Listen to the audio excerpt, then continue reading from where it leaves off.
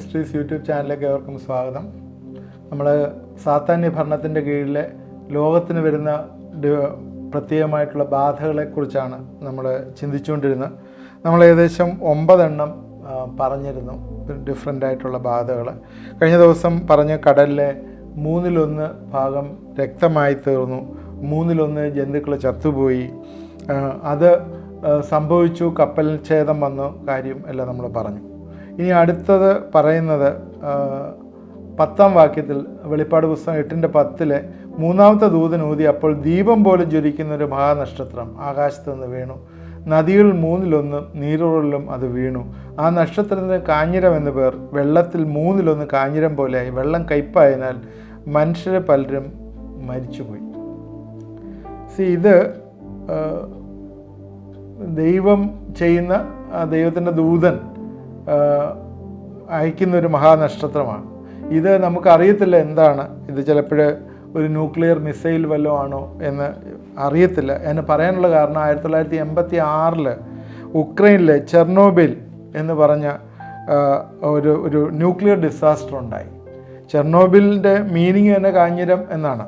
അന്നേരം ആ സമയത്ത് അവിടുത്തെ ജലാശയങ്ങളെല്ലാം തന്നെ കുടിക്കാൻ പറ്റാത്ത രീതിയിൽ അത് കണ്ടാമിനേറ്റ് ചെയ്തു. കാഞ്ഞിരം പോലെ കയ്പായിരുന്നു എന്ന് പറയപ്പെടുന്നു. 1986 നടന്നത്. ഇതൊരു നമ്മുടെ മുമ്പിലൊരു നിഴലായിട്ട് കാണുന്നു. അതുകൊണ്ട് ഇതൊരു ന്യൂക്ലിയർ മിസൈലാണോ അത് വന്നതെന്നൊന്നും നമുക്കറിയത്തില്ല. യോഹന്നാൻ അങ്ങനെ ഒരു ദർശനം കണ്ടു. ഈ ബൈബിളിൽ തന്നെ നമ്മൾ പഴയ നിയമത്തിലും ഈ കാഞ്ഞിരത്തിൻ്റെ കാര്യം പറയുന്ന ഭാഗങ്ങൾ ബൈബിൾ റെഫറൻസ് ഉണ്ട്. യെരമ്യാ പ്രവചനം 9-ാം അധ്യായത്തിൻ്റെ 13 മുതൽ 15 വാക്യങ്ങൾ ഇങ്ങനെയാണ് എഴുതിയിരിക്കുന്നത്. ഞാൻ വായിച്ചു കേൾപ്പിക്കാം. യഹോവ അരുളി ചെയ്യുന്നു, ഞാൻ അവരുടെ മുമ്പിൽ വെച്ച ന്യായപ്രമാണം അവർ ഉപേക്ഷിച്ച് എൻ്റെ വാക്ക് കേൾക്കുകയോ അതനുസരിച്ച് നടക്കുകയോ ചെയ്യാതെ തങ്ങളുടെ ഹൃദയത്തിൻ്റെ ശാഠ്യത്തെയും തങ്ങളുടെ പിതാക്കന്മാർ തങ്ങളെ അഭ്യസിപ്പിച്ച ബാൽ വിഗ്രഹങ്ങളെയും അനുസരിച്ച് നടന്നുകൊണ്ട് ഇസ്രായേലിൻ്റെ ദൈവമായ യഹോവ ഇപ്രകാരം അരുളി ചെയ്യുന്നു, ഞാൻ ജനത്തെ കാഞ്ഞിരം കൊണ്ട് പോഷിപ്പിച്ച് നഞ്ചുവെള്ളം കുടിപ്പിക്കും. കാഞ്ഞിരം കൊണ്ട് പോഷിപ്പിച്ച് നഞ്ചുവെള്ളം കുടിപ്പിക്കും എന്ന് പറഞ്ഞ് എഴുതിയിരിക്കുകയാണ്. ശരിക്കും ന്യായവിധിയെക്കുറിച്ചുള്ളൊരു വാണിംഗ് ആണ് പഴയ നിയമത്തിലെ യെരമ്യാ പ്രവചനത്തിൽ കാണുന്നത്. ഇതുപോലെ തന്നെ വീണ്ടും യെരമ്യാ പ്രവചനം 23:15 പറയുന്നുണ്ട്. 23:15 അതുകൊണ്ട് സൈന്യങ്ങളുടെ യഹോവ പ്രവാചകന്മാരെ കുറിച്ച് ഇപ്രകാരം അരുളി ചെയ്യുന്നു, ഞാൻ അവരെ കാഞ്ഞിരം തീറ്റി നഞ്ചുവെള്ളം കുടിപ്പിക്കും. യെരുശലേമിലെ പ്രവാചകന്മാരിൽ നിന്നല്ലോ വഷളത്വം ദേശത്തെല്ലായിടത്തും പരന്നിരിക്കുന്നത്. വീണ്ടും അത് റിപ്പീറ്റ് ചെയ്ത് പറയുന്നുണ്ട്, കാഞ്ഞിരം തീറ്റി നഞ്ചുവെള്ളം കുടിപ്പിക്കും എന്നാണ്. ഇവിടെ വെളിപ്പാട് പുസ്തകത്തിലേക്ക് വരുമ്പോഴേ ഇവിടെ വെള്ളം കയ്പായി തീർന്നു എന്ന് പറയുന്നു. അതൊരു ന്യായവിധിയെ കാണിക്കുന്നതാണ്. ആ വെള്ളം എല്ലാ നീരുറവുകളും അതുപോലെ മലിനപ്പെടുത്തുകയും നീരുറവുകൾ ഈ എടുത്തിട്ട് നമുക്ക് വെള്ളം കുടിക്കാൻ വയ്യാത്ത രീതിയിൽ കയ്പായി തീരുകയും ചെയ്യും. രാവിലെ ചായ ഇടാനായിട്ട് വെള്ളം എടുക്കുമ്പോഴേ കയ്പ് വെള്ളം കിട്ടിയാൽ എന്തായിരിക്കും ഉള്ള അവസ്ഥ? അത് വിഷമാണെന്ന് പറയുന്നുണ്ട്. അത് ആളുകൾ വെള്ളം കുടിച്ച് മരിക്കും. ന്യൂ ജനറേഷനിൽ ഉള്ള ആളുകൾക്ക് ഈ കയ്പിനോട് ഭയങ്കര ഇഷ്ടമാണ്. നെഗറ്റീവായിട്ടുള്ളതിനോട് ഭയങ്കര താല്പര്യമാണ്. എന്തായാലും കാര്യമെന്ന് അറിയത്തില്ല. കാരണം അത് സാത്താനികമായിട്ടുള്ളൊരു ഇതാണ്. അതുകൊണ്ട് കയ്പൊന്നും സാരമില്ല എന്ന് പറഞ്ഞ് അത് കുടിക്കുന്നവർ മരിച്ചു പോകുന്നു, ആളുകൾ മരിക്കുന്നു എന്ന് പറയുന്നു. ഇതാണ് ഒരു ബാധ. അടുത്ത ബാധയെക്കുറിച്ച് പറയുന്നത് 8:12 റെവലേഷൻസ് 8:12. 4-ാമത്തെ ദൂതൻ ഊതി, അപ്പോൾ സൂര്യനിൽ 1/3 ചന്ദ്രനിൽ 1/3 നക്ഷത്രങ്ങൾ 1/3 ബാധ തട്ടി. അവയിൽ 1/3 ഇരുണ്ടുപോയി, രാവും പകലും 1/3 വെളിച്ചമില്ലാതെയായി. ഇവിടെ നക്ഷത്രങ്ങൾ, സൂര്യൻ, ചന്ദ്രൻ, ഇതിൻ്റെ എല്ലാം ആകാശത്തിലെ ഗോളങ്ങളാണ്. ഇതൊക്കെ തന്നെ 1/3 ഇരുണ്ടുപോയി എന്ന് പറയും. ആമോസിൻ്റെ പുസ്തകം 5-ാം അധ്യായത്തിൻ്റെ 18 തൊട്ട് 20 വരെയുള്ള വാക്യങ്ങളിൽ ഇത് കാര്യം തന്നെ വീണ്ടും റിപ്പീറ്റ് ചെയ്ത് പറയുന്നു. യഹോവയുടെ ദിവസത്തിനായി വാഞ്ചിക്കുന്ന നിങ്ങൾക്ക് അയ്യോ കഷ്ടം. യഹോവയുടെ ദിവസം കൊണ്ട് നിങ്ങൾക്ക് എന്ത് ഗുണം? അത് വെളിച്ചമല്ല, ഇരുട്ടത്രേ എന്ന് പറഞ്ഞിട്ട്, യഹോവയുടെ ദിവസം വെളിച്ചമല്ല, ഇരുൾ തന്നെയല്ലോ, ഒട്ടും പ്രകാശമില്ലാത്ത അന്ധതമസ് തന്നെ. യഹോവയുടെ ദിവസം വെളിച്ചമല്ല, ഇരുൾ തന്നെയല്ലോ, ഒട്ടും പ്രകാശമില്ലാത്ത അന്ധതമസ് തന്നെ. പുറപ്പാട് പുസ്തകത്തിൽ മോശയുടെ സമയത്തും ദൈവം ഈജിപ്തിൽ ഇരുട്ട് വരുത്തിയതായിട്ട് പുറപ്പാട് പുസ്തകം 10-ാം അധ്യായത്തിൻ്റെ 21 തൊട്ട് 24 വാക്യങ്ങളിൽ പറയുന്നു. മിസ്രൈം ദേശത്തെ സ്പർശിക്കത്തക്ക ഇരുളുണ്ടാകേണ്ട നീ എൻ്റെ കൈ ആകാശത്തേക്ക് നീട്ടുക എന്ന് കൽപ്പിച്ചു. മോശ തൻ്റെ കൈ ആകാശത്തേക്ക് നീട്ടി. മിസ്രൈം ദേശത്തൊക്കെയും 3 ദിവസത്തേക്ക് കൂരിട്ടുണ്ടായി. 3 ദിവസത്തേക്ക് ഒരുത്തനെ കണ്ടില്ല, ഒരുത്തനും തൻ്റെ സ്ഥലം വിട്ട് എഴുന്നേറ്റവുമില്ല. എല്ലാ ഇസ്രായേൽ മക്കൾക്കും എല്ലാവർക്കും തങ്ങളുടെ വാസസ്ഥലങ്ങൾ വെളിച്ചമുണ്ടായി. അത് ഒരു സെപ്പറേറ്റ് ടൈപ്പുള്ള ഒരു ഇരുട്ടായിരുന്നു. ഇസ്രായേൽ മക്കൾക്ക് വെളിച്ചമുണ്ടായിരുന്നു, മിസ്രൈമ്യർക്ക് കൂരിരുട്ടായിരുന്നു. എന്നാൽ ഇവിടെ കാണുന്നത് സൂര്യൻ, ചന്ദ്രൻ, നക്ഷത്രങ്ങൾ 3-1 ഇരുണ്ടുപോയി, പകല് വെളിച്ചമില്ലാത്ത രീതിയിലായി തീർന്നു. നമ്മളൊന്ന് ആലോചിച്ച് നോക്കിയേ, വെളിച്ചമില്ലാതെ ഇരിക്കുന്ന ഒരു അവസ്ഥ എന്ന് പറഞ്ഞാൽ, നേരത്തെ പറഞ്ഞു കാറ്റിൻ്റെ ഫോട്ടോസിന്തസിസ് നടക്കാനായിട്ട് വെളിച്ചമില്ലാതെ വന്നു കഴിഞ്ഞാൽ, സൂര്യപ്രകാശം ഇല്ലാതെ ഫോട്ടോസിന്തസിസ് നടക്കാതെ വന്നു കഴിഞ്ഞാൽ ഓക്സിജൻ പ്രൊഡക്ഷൻ ഉണ്ടാകത്തില്ല. അങ്ങനെ വരുമ്പോൾ ശ്വാസം മുട്ടുണ്ടാകും എന്നൊക്കെ നേരത്തെ നമ്മൾ ചിന്തിച്ചാണ്. വന്നപ്പോഴേ കൂരിരുട്ട് വരുന്ന കാര്യം കാണുന്നു. 12-ാമത്തെ ബാധ വെളിപ്പാട് പുസ്തകം 9-ാം അധ്യായത്തിൻ്റെ 1-ാം വാക്യത്തിലേക്ക് കാണുന്നു. ഞാൻ ആ വാക്യങ്ങളൊന്ന് വായിച്ചു കേൾപ്പി. 5 മാസത്തേക്ക് ആരും മരിക്കാതിരിക്കുന്നൊരു ബാധ, അത് വായിച്ചു കേൾപ്പിക്കാം. 5-ാമത്തെ ദൂതൻ ഊതി, അപ്പോൾ ഒരു നക്ഷത്രം ആകാശത്ത് നിന്ന് ഭൂമിയിൽ വീണ് കിടക്കുന്ന ഞാൻ കണ്ടു. അവന് അഗാധ കൂപത്തിൻ്റെ താക്കോൽ ലഭിച്ചു. അവൻ അഗാധ കൂപം തുറന്നു. ഉടനെ പെരിഞ്ചൂളയിലെ പുക പോലെ കൂപത്തിൽ നിന്ന് പുക പൊങ്ങി. കൂപത്തിൻ്റെ പുകയാൽ സൂര്യനും ആകാശവും ഇരുണ്ടുപോയി. പുകയിൽ നിന്ന് വെട്ടുക്കിളി ഭൂമിയിൽ പുറപ്പെട്ടു. അതിന് ഭൂമിയിലെ തേളിനുള്ള ശക്തി ലഭിച്ചു. നെറ്റിയിൽ ദൈവത്തിൻ്റെ മുദ്രയില്ലാത്ത മനുഷ്യർക്കല്ലാതെ ഭൂമിയിലെ പുല്ലിനും പച്ചയായതൊന്നിനും യാതൊന്നിനും കേടുവരുത്തത് എന്ന കൽപ്പനയുണ്ടായി. അവരെ കൊല്ലുവാനല്ല, 5 മാസം ദണ്ഡിപ്പാനത്രേ അതിന് അധികാരം ലഭിച്ചത്. അവരുടെ വേദന തേൾ മനുഷ്യനെ കുത്തുന്നത് പോലുള്ള വേദന തന്നെ. ആ കാലത്ത് മനുഷ്യൻ മരണം അന്വേഷിക്കും, കാണുകയില്ലതാനും. മരിപ്പാൻ കൊതിക്കും, മരണം അവരെ വിട്ട് ഓടിപ്പോകും. വെട്ടുക്കിളിയുടെ രൂപം യുദ്ധത്തിന് ചമയിച്ച കുതിരയ്ക്ക് സമം, തലയിൽ പൊൻകിരീടം ഉള്ളതുപോലെ മുഖം മാനുഷ്യമുഖം ഉള്ളതായിരുന്നു. സ്ത്രീയുടെ മുടി പോലെ അതിന് മുടിയുണ്ട്, പല്ല് സിംഹത്തിൻ്റെ പല്ല് പോലെയായിരുന്നു. ഇരുമ്പ് കവചം പോലെ കവചമുണ്ട്. ചിറകിൻ്റെ ഒച്ച പടയോടുന്ന അനേകം കുതിരകളുടെ ഒച്ച പോലെയായിരുന്നു. തേളിനുള്ളതുപോലെ വാലും വിഷവുമുണ്ട്. മനുഷ്യരെ 5 മാസം ഉപദ്രവിപ്പാൻ അതിനുള്ള ശക്തി വാലിലായിരുന്നു. അഗാധ ദൂതൻ അതിന് രാജാവായിരുന്നു. അവൻ എബ്രായ ഭാഷയിൽ അബദോൻ എന്നും യവന ഭാഷയിൽ അപ്പല്ലോൻ എന്നും പേർ. വലിയ കഷ്ടം ഭൂമിയിലേക്ക് അയക്കുന്ന 5 മാസത്തേക്കുള്ള കഷ്ടം. ഇത് അഗാധ കൂപത്തിൻ്റെ താക്കോൽ ഉള്ള ദൂതൻ. ഒരു അഗാധ കൂപത്തിൻ്റെ താക്കോൽ ദൂതൻ്റെ കയ്യിലുണ്ട് എന്ന് മനസ്സിലാക്കുക. ദുഷ്ടന്മാരെ സൂക്ഷിക്കുന്ന സ്ഥലം എയ്ഡ്സാണ്. ഈ ബോട്ടംലെസ് പിറ്റ്, ഈ അഗാധ കൂപം എന്ന് പറയുന്നത് ഈ 1000 ആണ്ട് വാഴ്ച സമയത്ത് സാത്താനെ ബന്ധിക്കുന്ന സ്ഥലമാണ് ഈ അഗാധ കൂപം എന്ന് പറയുന്നത്. അതിന് ബോട്ടംലെസ് പിറ്റ് എന്ന് പറയുന്നുണ്ട്, അബീസ് എന്ന് പറയുന്ന വേർഡ് അവിടെ യൂസ് ചെയ്യുന്നുണ്ട്. ഈ ബോട്ടംലെസ് പിറ്റിൽ നിന്ന് യവനെ തുറന്നു വിടുകയാണ്, ഒരു ദൂതൻ തുറന്നു വിടുകയാണ്. അഗാധ കൂപത്തിൻ്റെ ഷാഫ്റ്റിൻ്റെ താക്കോല് കൊടുത്ത് അവനെ തുറന്നു വിടുകയാണ്. തുറന്നു വിട്ടിട്ട് അവിടെ നിന്നിട്ട് അവന് മേലിലേക്ക് വന്നിട്ട്, ഭൂമിയിലേക്ക് വന്നിട്ട് ആളുകളെ ഉപദ്രവിക്കുകയാണ്. ആ ഉപദ്രവത്തിൻ്റെ ഒരു പ്രത്യേക ഒരു ശൈലിയൊക്കെ ഉണ്ട്.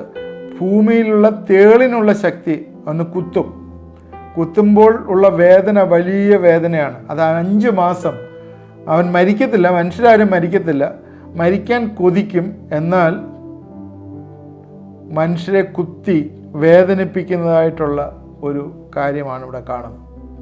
നമുക്കറിയാം ഭൂമിയുടെ അധോഭാഗം എന്ന് പറയുന്നത് ലിതോസ്ഫിയർ, അസ്തോസ്ഫിയർ, മെസ്തനോസ്ഫിയർ, ഇങ്ങനെ 3 ഭാഗങ്ങളായിട്ട് ഭൂമിയുടെ ഇതുണ്ട്. സയൻസ് പറയുന്നത് അങ്ങനെയാണ്. പാതാളം, അധമപാതാളം, അഗാധകൂപം, ഈ 3 രീതിയിലും അതിനെ നമ്മൾ ക്ലാസിഫൈ ചെയ്ത് പറയാം.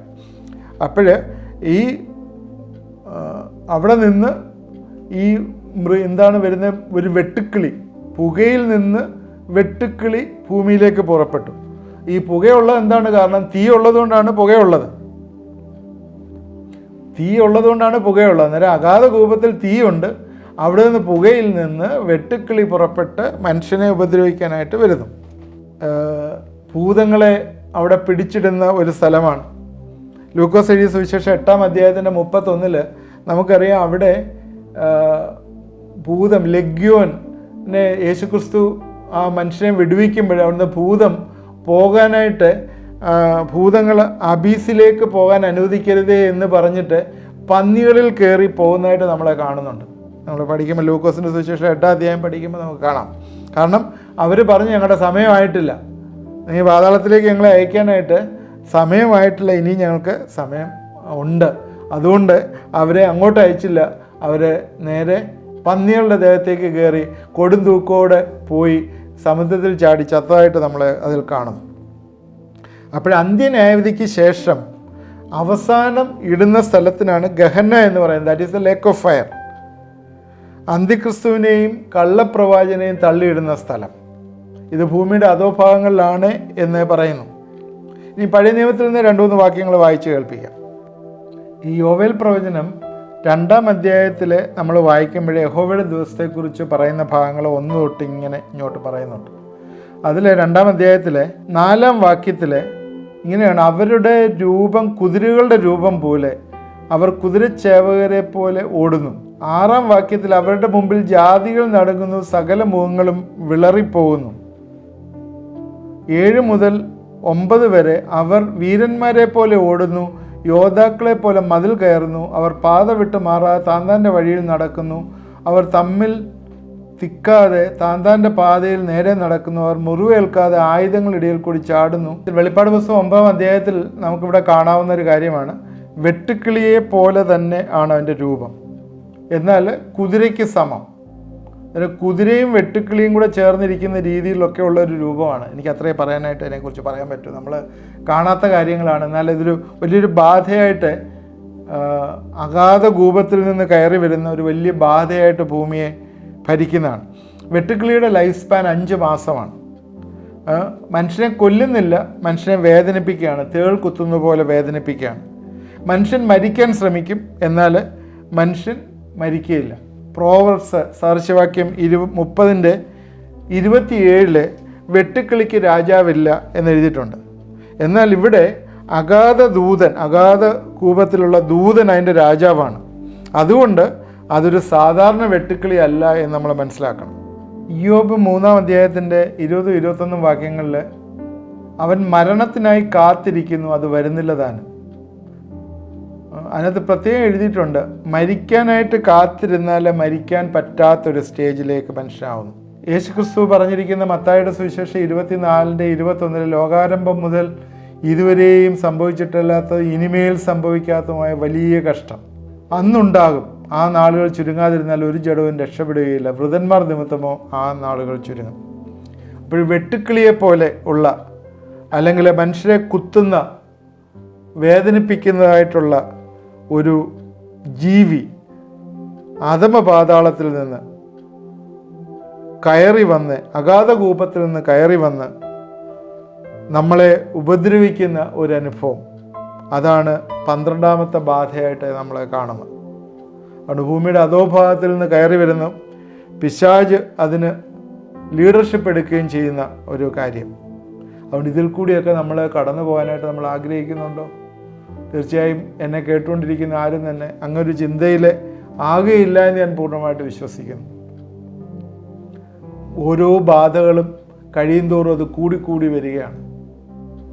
ഇത് കൂടിക്കൂടി വന്നിട്ട് അവസാനം എന്താണ് സംഭവിക്കുന്നത്? നമ്മുടെ ഈ ലോകത്തിൽ ജീവിക്കുന്നവർക്ക് ഇനി ഈ ലോകത്തിൽ ജീവിക്കാൻ വയ്യാത്തൊരു സ്റ്റേജിലേക്ക് വരും. യഹൂദന്മാരാണ് ഏറ്റവും കൂടുതൽ കഷ്ടത അനുഭവിക്കുന്നത്. അവർ ഇതിൻ്റെ പലതായിട്ടുള്ള പ്രയാസത്തിൽ കൂടി കടന്നു പോകും. എന്നാൽ ഞങ്ങളുടെ മേളിൽ വന്ന് മൂടൂ എന്ന് പറഞ്ഞാൽ പോലും, ഞങ്ങളൊന്ന് മരിക്കണമെന്ന് പറഞ്ഞാൽ പോലും മരിക്കാൻ വയ്യാത്തൊരു സ്റ്റേജിലേക്കാവും. ആൻറ്റി ക്രൈസ്റ്റ് ഭരണത്തിൽ ഇതൊക്കെ നടക്കുമ്പോൾ നമ്മൾ ദൈവത്തോടു കൂടെ കാന്തയായിട്ട് അവിടെ കല്യാണ സദ്യയിൽ നമ്മൾ പങ്കെടുക്കുകയും, അല്ലെങ്കിൽ നമുക്ക് ആ ബീമ കോട്ടിൽ നമുക്ക് ദൈവം പ്രതിഫലം തരികയും ചെയ്യുന്ന സമയങ്ങളാണ്. തീർച്ചയായും ഇത് ഞാനിന്ന് എൻ്റെ ഈ പ്രഭാഷണം ഇവിടെ അവസാനിപ്പിക്കുകയാണ്. നമ്മളൊന്നും ഇതിൽ കൂടി കടന്നു പോവുകയില്ല എന്ന് നമ്മളെ തന്നെ ഒന്ന് ഉറപ്പുവരുത്തും. ഇത് ഇനി കുറച്ചും കൂടി ഉണ്ടല്ലോ, നമ്മളിപ്പം 12 എണ്ണേ ആയിട്ടുള്ളൂ.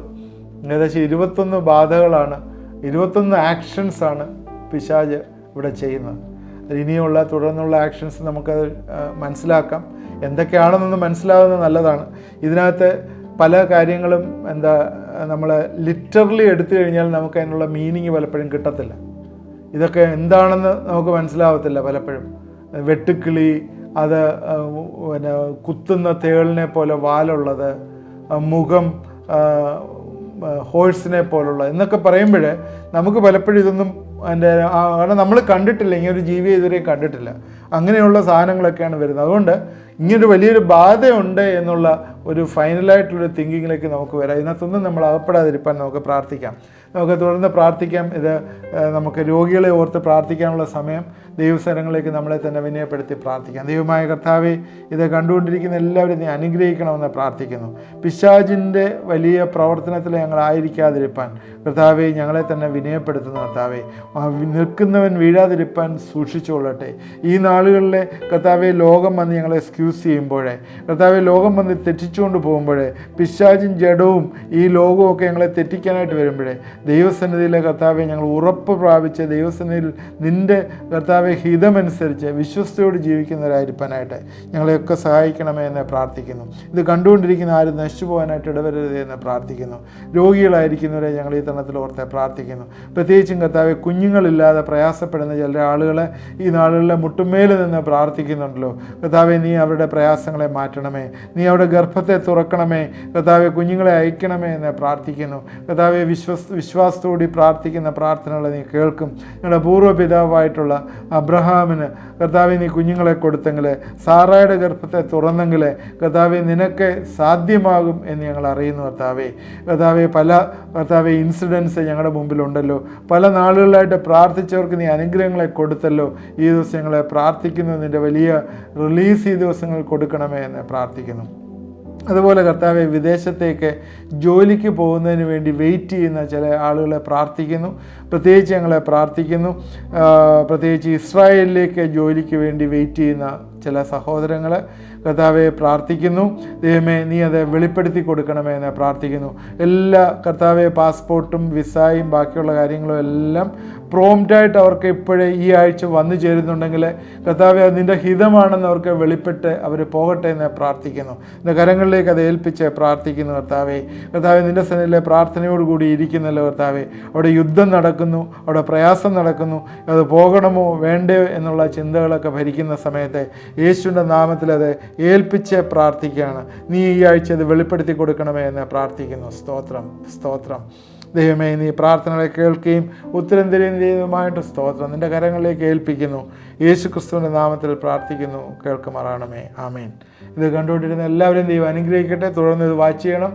നിങ്ങളുടെ ഫ്രണ്ട്സിന് ഇത് ഷെയർ ചെയ്ത് കൊടുക്കണം. ആദ്യമായിട്ട് കാണുന്നതിൽ സബ്സ്ക്രൈബ് ബട്ടൺ ക്ലിക്ക് ചെയ്ത് അത് സബ്സ്ക്രൈബ് ചെയ്യണമേ എന്ന് റിക്വസ്റ്റ് ചെയ്യുന്നു. തുടർമാനമായിട്ട് നിങ്ങൾക്കത് ലഭിക്കും. അതുപോലെ തന്നെ നിങ്ങളുടെ പ്രയർ റിക്വസ്റ്റ് അയച്ചു തന്നാൽ നിങ്ങൾക്ക് വേണ്ടി പ്രാർത്ഥിക്കുന്നതാണ്. ദൈവം നമ്മളെല്ലാവരെയും അനുഗ്രഹിക്കട്ടെ.